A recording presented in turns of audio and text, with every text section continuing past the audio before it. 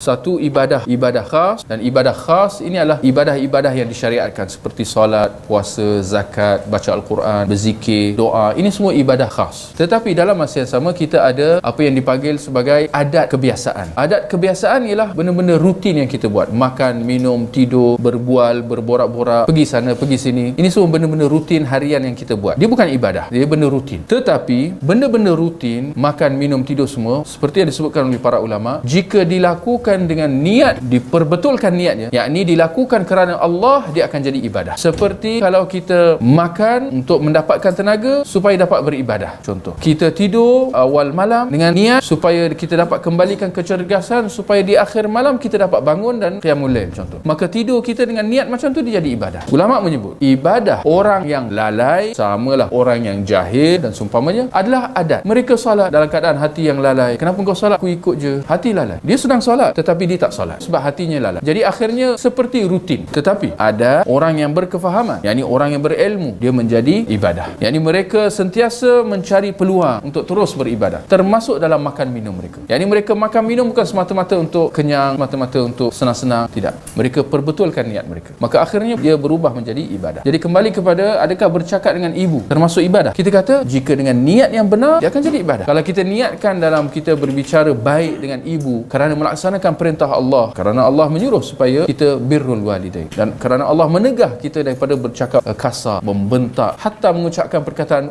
maka kita perhatikan ucapan kita apabila berbicara dengan ibu kita. Kita bercakap baik, sentiasa senyum, kata dengan perkataan-perkataan yang menggembirakan dia, kita mendapat pahala tak? Jawapannya tentu sahaja.